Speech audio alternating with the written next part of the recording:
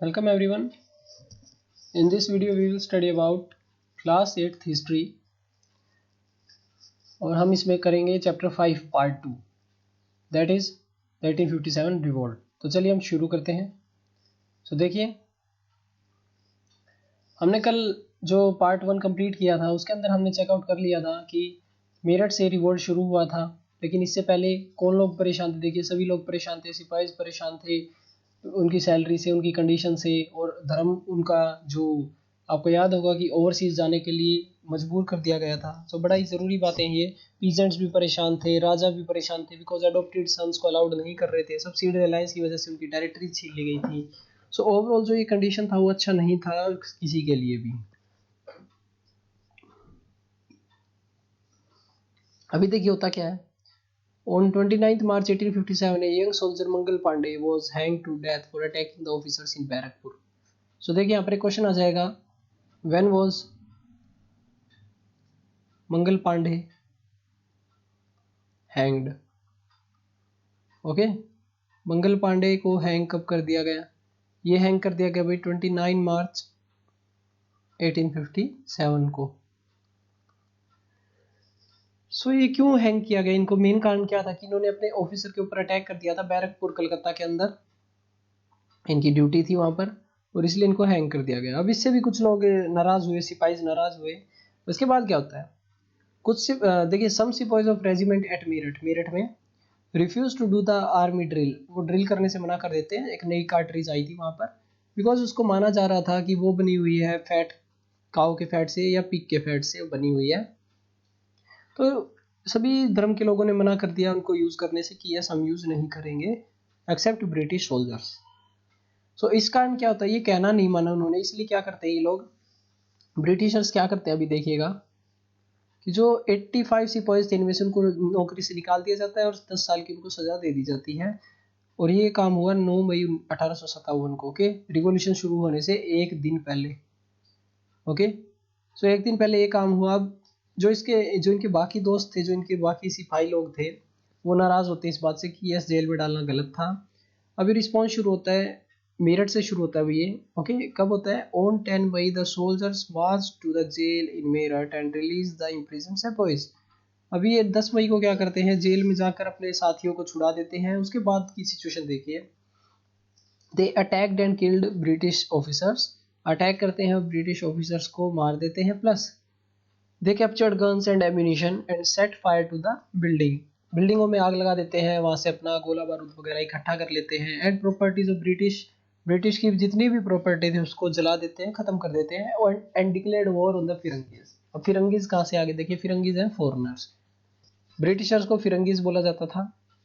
फिरंगीज के खिलाफ ये युद्ध बोल देते कि यस हम आपको अब राज करने नहीं देंगे। अब देखिए, अब ये बोल तो गए कि यस हम आपके खिलाफ युद्ध करते हैं, लेकिन एक युद्ध में लीडर भी होता है जो रूल करेगा जीतने के बाद। Soldiers were determined to bring an end to their rule in the country. Soldiers तो डिटरमाइंड थे कि अंग्रेजों का राज हम खत्म कर देंगे, but who would rule the land instead. लेकिन राज कौन करेगा? देखिए सोल्जर के पास इसका आंसर था, राज करेंगे मुगल एम्परर बहादुर शाह जफर। ओके, कौन करेगा राज? बहादुर शाह जफर।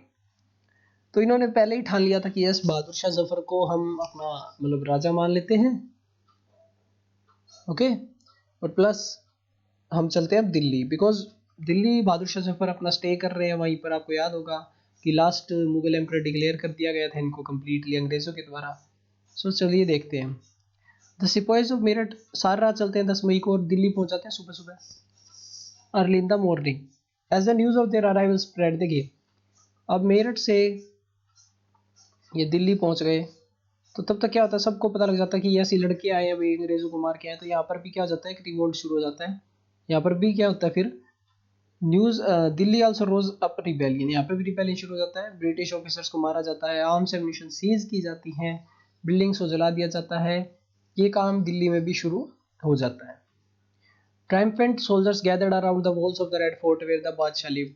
अब ये सोल्जर सारे रेड फोर्ट के पास इकट्ठे हो जाते हैं कि भाई हमें मिलना है राजा जी से।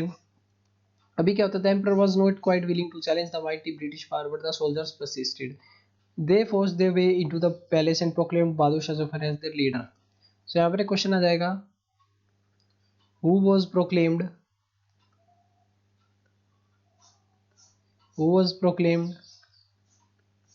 The leader of 1857 revolt. So देख सकते हैं 1857 रिवोल्ट का लीडर किसको बनाया गया बहादुर शाह जफर को। अभी ये सिपाही लोग क्या करते हैं कि राजा वैसे खुश नहीं था, बिकॉज अंग्रेज लोग बहुत पावरफुल थे, इसलिए वो चाहता नहीं था कि इनके साथ टक्कर ले, वो भी डायरेक्टली वॉर में।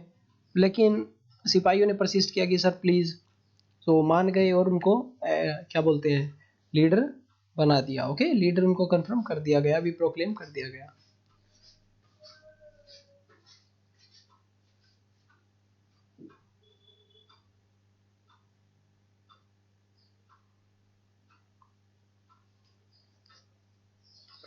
उसके बाद देखते हैं the ageing emperor had to accept this demand. अब जो बुजुर्ग एम्परर था उसको एक्सेप्ट करना पड़ा।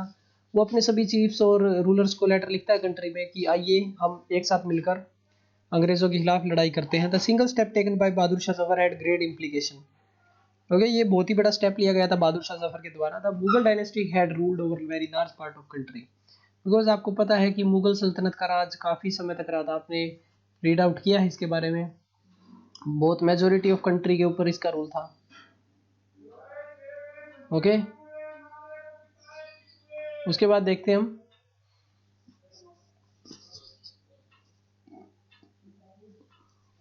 मोस्ट स्मॉलर रूलर्स, छोटे छोटे रूलर्स थे जो चीफ्टन्स थे, और छोटी छोटी टेरिटरीज अपनी मुगल रूलर्स की तरफ से कंट्रोल कर रहे थे। ओके, बिकॉज मुगल रूलर ने उनको बोल रखा था कि यस आपकी ये टेरिटरी, आप इस पर राज कीजिए।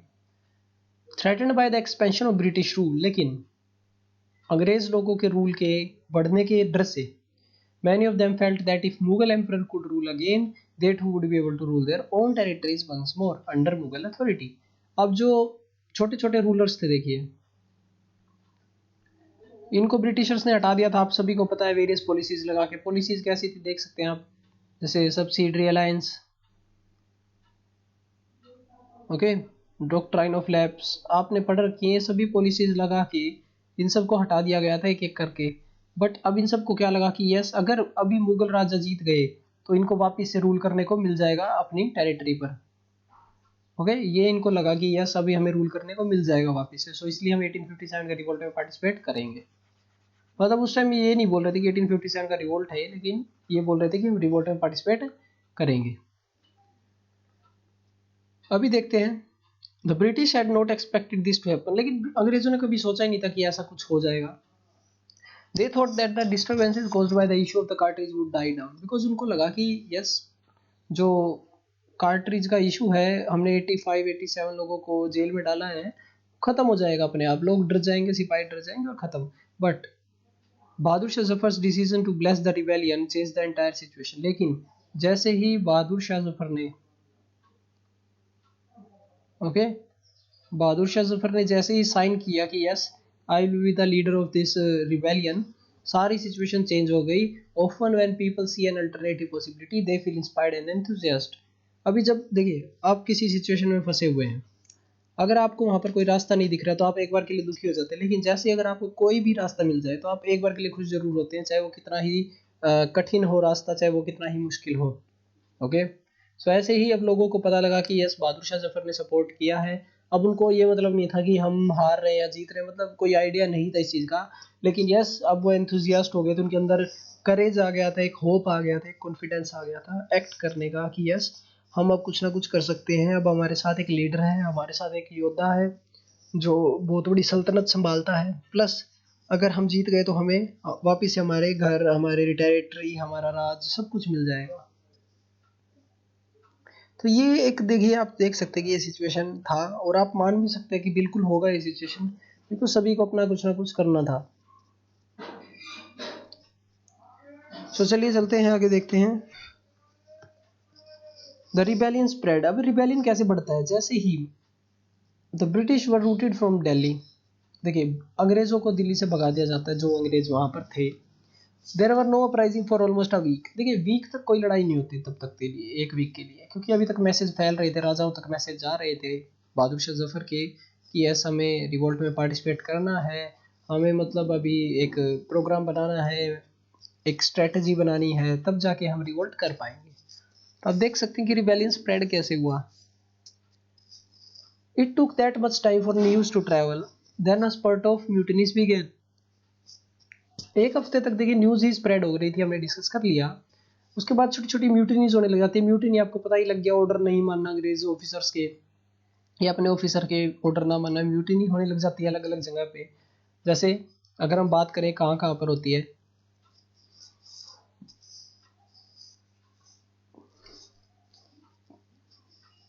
Regiment after regiment mutinied and took off to join other troops at nodal points. देखिए रेजिमेंट, हर एक रेजिमेंट धीरे धीरे म्यूटिनी करने लग जाती है और मिलते हैं, जैसे दिल्ली, कानपुर, लखनऊ, ये सभी ट्रूप्स वहाँ इकट्ठा हो जाते हैं जहाँ पर इनके मेन सेंटर्स होते हैं।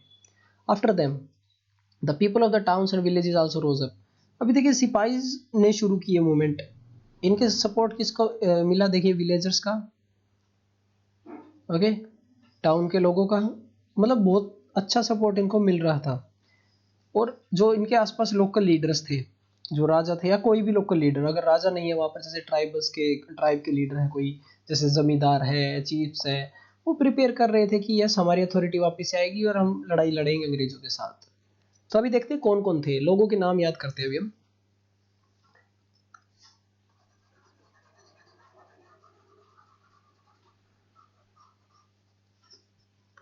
सो देखिए Nana Saheb the adopted son of Peshwa Bajirao, हमने देखा था ये, who lived in Kanpur. So देखिए कानपुर से किसने रिवोल्ट किया, ये किया भाई नाना साहेब ने। ओके, याद करना है आपको, कानपुर से किसने रिवोल्ट शुरू किया, नाना साहेब ने। बिकॉज आपको याद है कि उनको पेंशन नहीं मिल रही थी, उनके पिताजी की जो अडोप्टेड, जिन्होंने अडोप्ट किया था इनको, उन्होंने खुद को पेशवा डिक्लेयर कर दिया कि यस मैं आज से पेशवा, पेशवा मतलब राजा ही basically. He declared that he was the governor under emperor Bahadur Shah Zafar. लेकिन उन्होंने साथ ही साथ ये भी डिक्लेयर किया कि वो गवर्नर बन जाएंगे बहादुर शाह जफर के अंडर। ओके, कि मतलब वो खुद से अपना एक अलग राज नहीं बनाएंगे, मतलब साथ मिलकर चलेंगे हम अपने लीडर के ही। आगे देखते हैं, इन लखनऊ, लखनऊ में देखते हैं बिरजिस कादिर थे। सो जरूरी है याद करना। देखिए लखनऊ में कौन थे भाई, ये थे बिरजिश कादिर, कादर द सन, ये थे एक नवाब के बेटे, वाजिद अली शाह के सन थे, कि भाई अब मैं आज से आपका नवाब। तो इन्होंने भी डिक्लेयर कर दिया बिरजिश कादर ने कि यस मैं आज से आपका नवाब और बहादुर शाह जफर के अंडर मैं काम करूंगा। तो देखिए बहुत ही सही एक स्ट्रेटजी हो गई थी। अब लीडर्स भी आ गए, सिपाही भी हैं इनके पास, हथियार भी ठीक ठाक है, ओके बन जाएंगे। लेकिन हुआ क्या ऐसा कि हम फेल हो गए। सबसे पहले तो हम धीरे धीरे देख लेते हैं कि कहाँ पर कौन लड़ाई कर रहा था।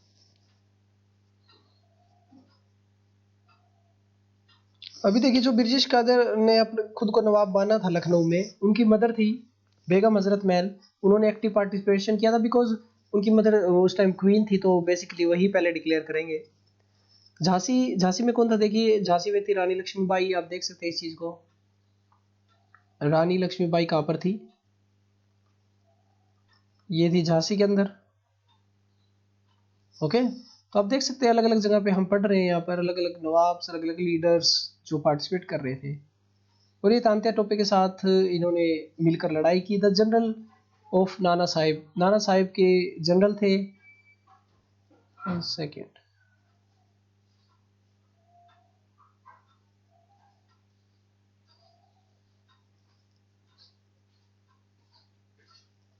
Okay, and fought the British along Tantya Tope, Rani Lakshmibai ने तांत्या टोपे के साथ मिलकर लड़ाई की, जो जनरल थे किसके, नाना साहिब के। और नाना साहिब आप सभी को पता है कहाँ पर फाइट कर रहे थे, कर रहे थे कानपुर से। ओके, मांडला, मांडला रीजन कहाँ पर है, मध्य प्रदेश में। कौन था भाई, Rani Avanti Bai Lodhi of Ramgarh then led the army of 4000 against the British who had taken over her state. तो देखिए मांडला, मांडला रीजन लिख लेते हैं यहाँ पर। मांडला में कौन थी भाई, यहाँ पर थी रानी अवंती बाई। सो इनके पास भी 4000 की सेना थी लगभग। Okay, the British were greatly outnumbered by the rebel forces. देखिए बहुत ज्यादा मात्रा में आउट नंबर हो गए थे अब अंग्रेज लोग। They were defeated in number of battles, बहुत सारे युद्ध भी आ रहे उन्होंने। This convinced the people that the rule of British had collapsed for good and gave them the confidence to take the plunge and join the rebellion। अब जो लोग नहीं ज्वाइन कर पा रहे थे डर के मारे या किसी भी कारण से, अब उनके पास भी एक कारण था कि यस अभी अंग्रेज लोगों को हराया जा रहा है धीरे धीरे, सो क्यों ना हम भी पार्टिसिपेट करें, बिकॉज अब उनको तसल्ली हो गई थी, मन में एक आने लगा था कॉन्फिडेंस भी कि यस अब की बार अंग्रेज लोग हार जाएंगे। ओके, तो अब देख सकते हैं कि सही चल रहा था रिवोल्ट, लेकिन फिर भी हम लास्ट में हार जाते हैं। ओके, सो देखते हैं, लेट्स सी क्या होता है। Situation of widespread popular rebellion developed in the regions of Awadh in particular. तो ये अवध में एक सिचुएशन आती है, क्या होता है अवध में कि 6 अगस्त 1857 को we find a telegram send by lieutenant colonel Tyler in his commander in chief expressing the fear felt by the British. यहाँ पर देखिए लेफ्टिनेंट के द्वारा एक लेटर भेजा जाता है कमांडर इन चीफ को,